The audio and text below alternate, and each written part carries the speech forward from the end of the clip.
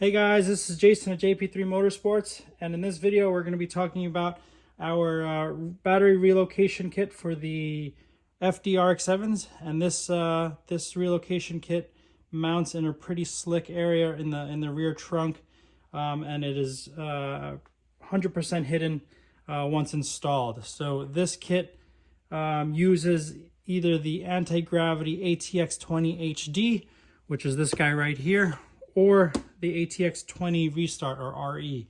Both batteries are good to use. The main differences between these two batteries, they both weigh about 4.5 pounds or so, which is really light.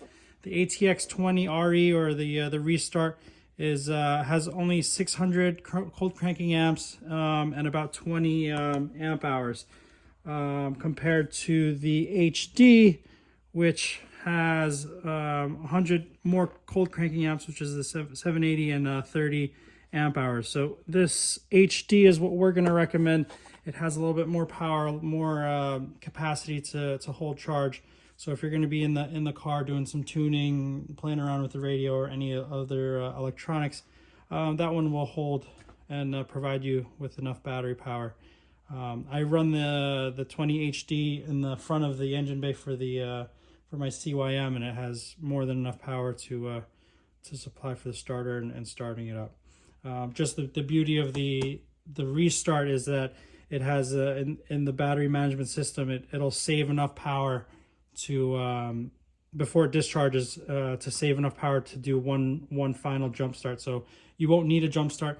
It has the brains to save itself and shut off and save enough power, just so that you have another start, and luckily it won't leave you stranded anywhere. So either battery works in your battery tray kit, but we are going to recommend the HD to use. All right, we're going to sell 3 iterations of the kit. It's going to be the kit itself, and then a kit with either one of the batteries as well.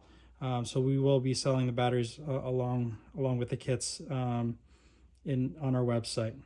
So the main part of the kit is going to be this tray, and with the tray it does have the integrated mount for the circuit breaker. So we do include, this is an Eaton 200 amp fully enclosed surface mount circuit breaker, really beefy, so you can use it. It's resettable, so if it trips you can reset it, and you can also use it as like a cutoff switch. So if you want to shut off power to the car for any reason, you can do that without having to disconnect any of the power or ground cables. So it's gonna mount right there, integrated with the tray, and we include the integrated hardware with that. We do include a ground cable, and we'll show you where to install that. We do have the power cable that goes from the battery to the circuit breaker, and some of the associated hardware for the install, some P-clamps for the ground cable, and all the bolts that you'll need to install this kit. So we don't include the battery cable running from the front of the car to the rear. We realize that many people have different preferences to route the power to the rear. Some people prefer running it inside the car, others underneath the car along the fuel line. So we leave that up to the end user, and we realize some people may already have battery cables run to the rear. So we left that part out, so you guys can choose which way to route it. But otherwise, we include everything else you'll need for the install. So in the next couple segments, I'll show you how to install the battery tray kit in the rear, and go from there. So the next segment, I'll just show you how to mount. We'll mount the circuit breaker to the battery tray and go from there, so you can see it before we put it into the car. All right, so I took the 3 Allen head bolts that came with the kit, and we have the nylon locking nuts here. So you're gonna have all 3 of those installed, so that's easy mounting for the circuit breaker. The next thing you're gonna do is, there's the block, and there's a bolt and washer that comes with the batteries.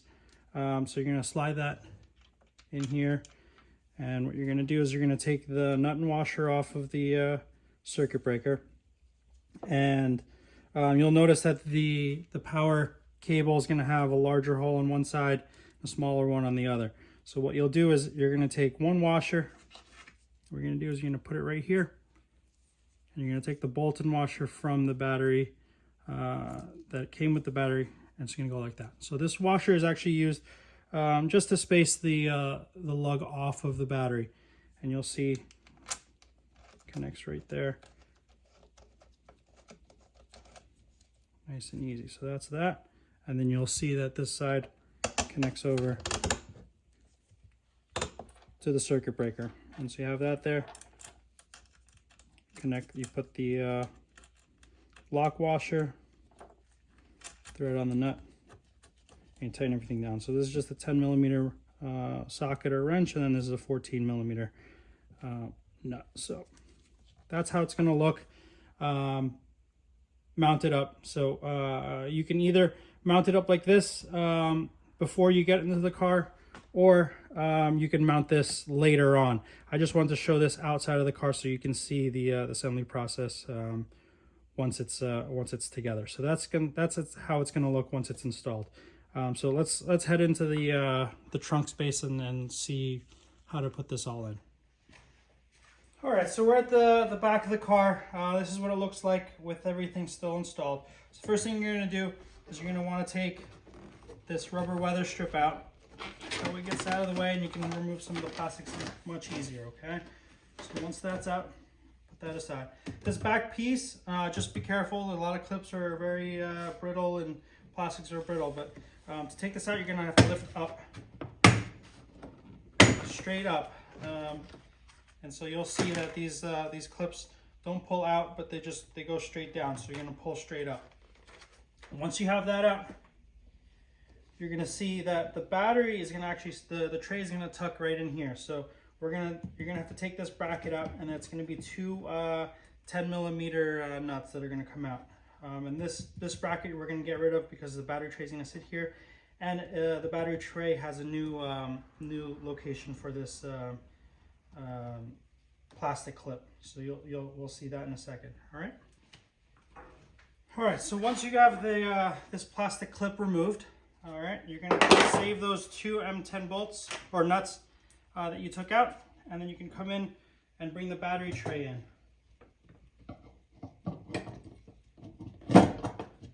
Right in.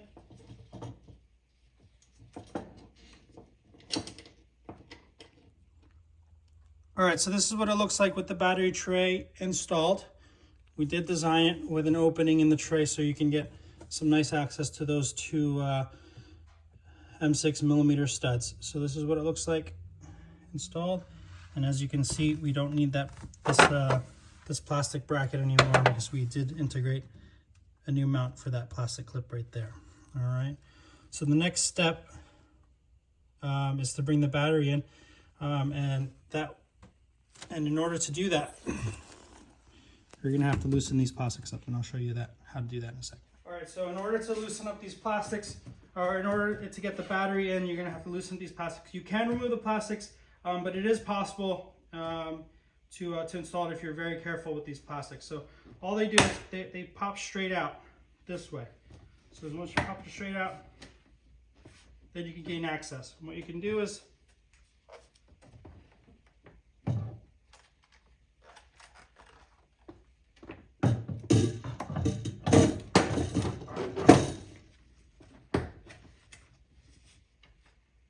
just like that, you can get the battery tray in. Once you're there, you can hook this the battery cable up, and then we can start putting these mounting bolts in here. So for this tie down, the bottom bolt has a PEMSert already installed, and the top piece you're gonna have to slide one of the M6 bolts through, and then you're gonna add a nut. So we'll show that in a second. All right, so this is what it looks like with the battery installed. As you can see at the top, the hardest part of this install, I think, is just trying to get that bolt to go through that hole and then hold it in place so they can put the nut on. Once you have that, you install the bolt on the bottom. No nut needed on the back because there's a PEMSert installed already. And you can just reconnect that battery cable, the positive cable, to the breaker, and it's installed. I didn't put the clip back in. I just wanted to show you what it would look like right back there. Everything's tightened down.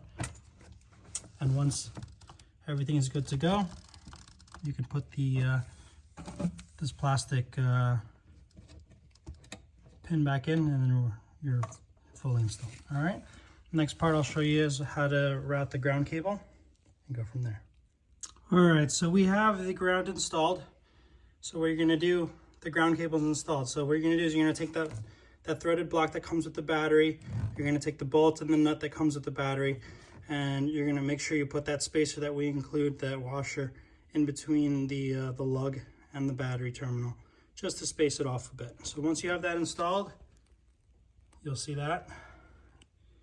And then we include one P-clamp, and you use the one M6 bolt that we include that goes there. You'll see it routed. You're going to use an existing M6 stud that's there. Use the P-clamp and the nut that we include, and you're going to route it to this bolt point here.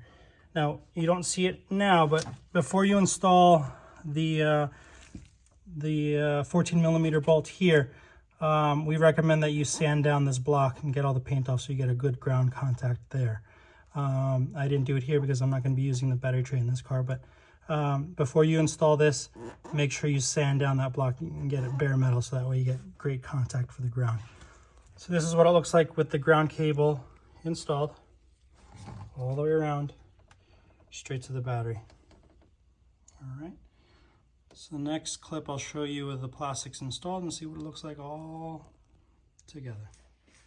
All right, so this is what it looks like with all the weather strip and the plastics installed. Nice clean install. You don't know that the battery's there, and the beauty of it is that I can still go in here and reach the circuit breaker switch without having to remove any plastics. If I need to just switch it off, or on or off, right back here with the right at the bottom. And the, you can still make sure you add your pigtails to the battery for your trickle chargers, which we always recommend doing since these are a little bit smaller battery with smaller amp hours. But make sure you do that. And of course, that's the full install and the beauty of our the battery tray, nice and hidden. No one knows it's back here, and you can have a full interior looking nice and stock without having anything intrusive. So if you like our stuff, please like, subscribe, follow. I'll see you on the next one.